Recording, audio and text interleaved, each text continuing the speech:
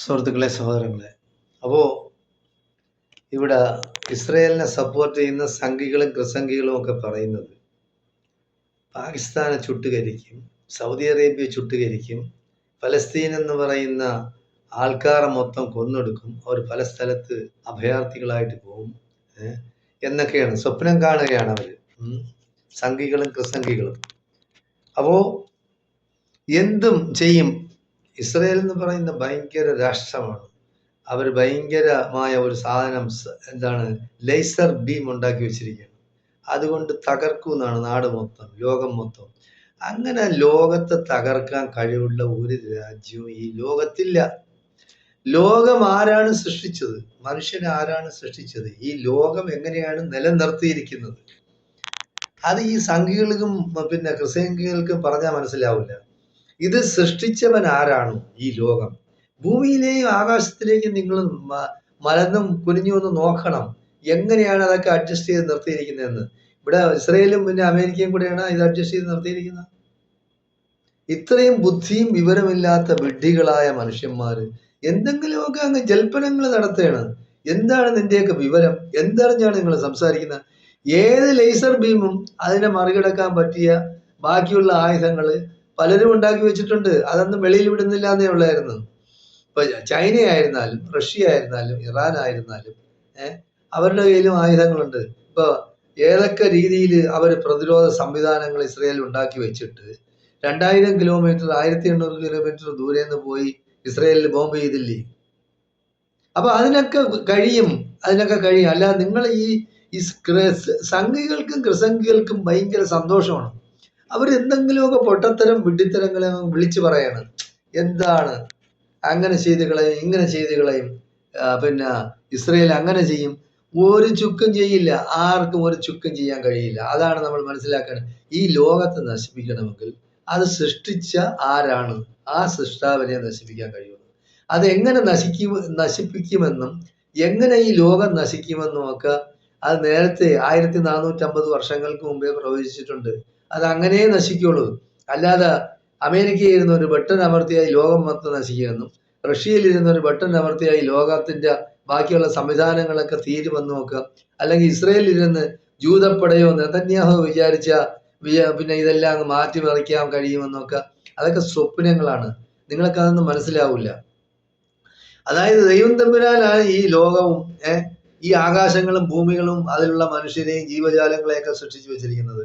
ഒരു കാറ്റ് മതി ഇതൊക്കെ ഇല്ലാതാവാം. ഒരു മഴ മതി, കടലിൽ നിന്നൊരു തിരമാല അടിച്ചു കയറ്റിയാൽ മതി, ഈ സംവിധാനങ്ങളെല്ലാം തകരും.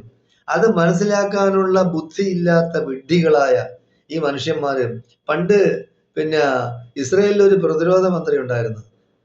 നിഷ്ഠൂരനായ ഒരു ടെററിസ്റ്റ്, ഒരു എന്താണ്, അവൻ ഭീകരനായിരുന്നു.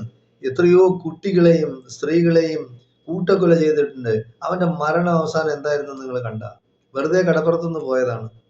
ഇസ്രയേലിലെ കടത്തീരത്തൊന്ന് പോയതാണ്. തിര വന്നെടുത്തോണ്ട് പോയി. ഭയങ്കര ശക്തിയല്ലേ ഇസ്രയേല്? അപ്പൊ നമ്മൾ മനസ്സിലാക്കണം, അത് ദൈവത്തിന് ഉള്ള കഴിവ്. ഈ ലോകവും പിന്നെ ബാക്കിയുള്ള സംവിധാനങ്ങളും ഒക്കെ സൃഷ്ടിച്ച ആ ദൈവത്തിനുള്ള കഴിവ് ഇന്നുള്ള മനുഷ്യൻ മിസ്കീനാണ്. അവൻ ദുർബലനാണ്. അവനുള്ള കഴിവെന്ന് പറയുന്നത് വളരെ പരിമിതമായ കഴിവുകളാണ്.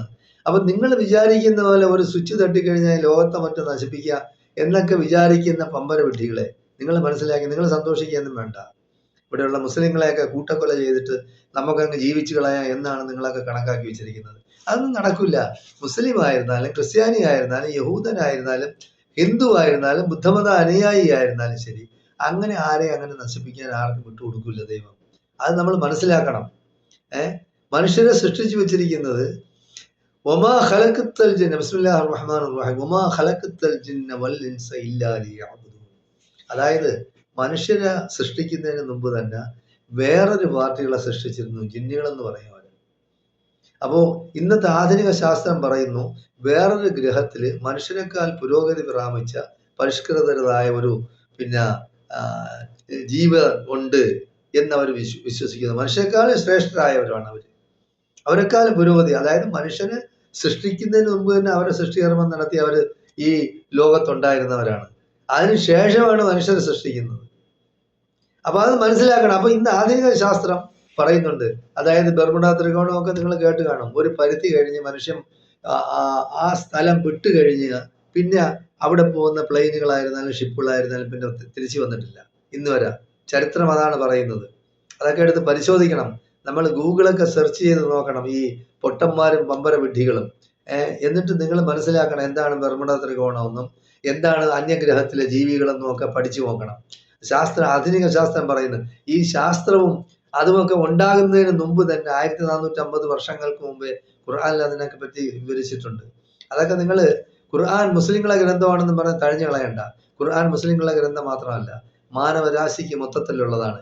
ഈ ഭൂമിയും ആകാശവും എങ്ങനെ സൃഷ്ടിക്കപ്പെട്ടു, അതിലുള്ള ജീവജാലങ്ങൾ, മനുഷ്യരായിരുന്നാലും മൃഗങ്ങളായിരുന്നാലും പക്ഷികളായിരുന്നാലും മത്സ്യങ്ങളായിരുന്നാലും ശരി, ഈ പിന്നെ ഭയങ്കരമായ ഭീമാകാരമായ ഷിപ്പിനെക്കാളും വലിയ മത്സ്യങ്ങൾ പിന്നെ ഈ ഈ കടലിലുണ്ട്. അത് മനസ്സിലാക്കണം.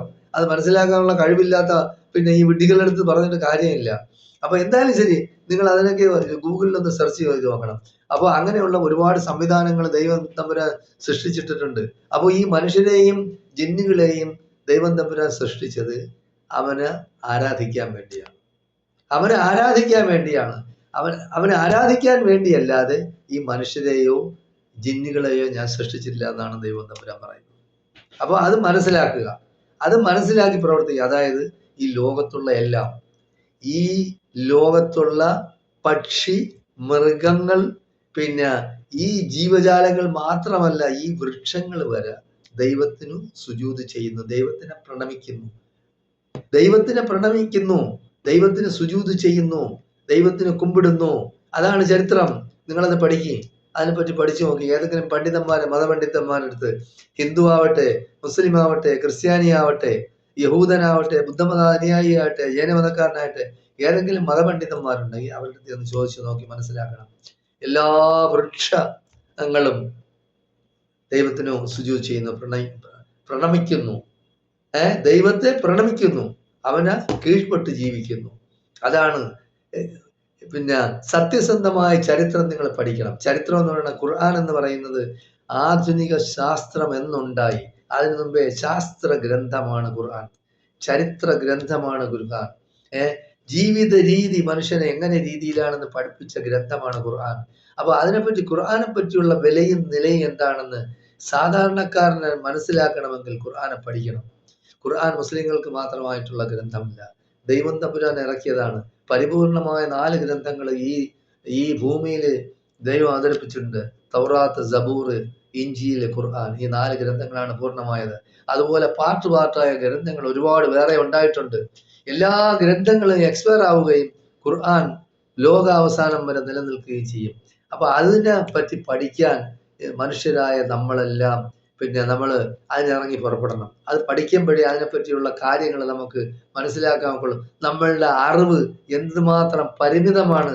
നമുക്ക് അറിയുന്ന കാര്യങ്ങളെക്കാൾ ഒരുപാട് കാര്യങ്ങൾ അറിയാത്തതുണ്ട് ഈ ലോകത്തെന്ന് മനസ്സിലാക്കാൻ കഴിയുള്ളൂ. എന്തായാലും ശരി, നിങ്ങൾക്കെല്ലാം ഇതുവരെ കേട്ടിരുന്ന നിങ്ങൾക്കെല്ലാം നന്ദി, നമസ്കാരം. ജയ് ഹിന്ദ്, ജയ് ഭാരത്.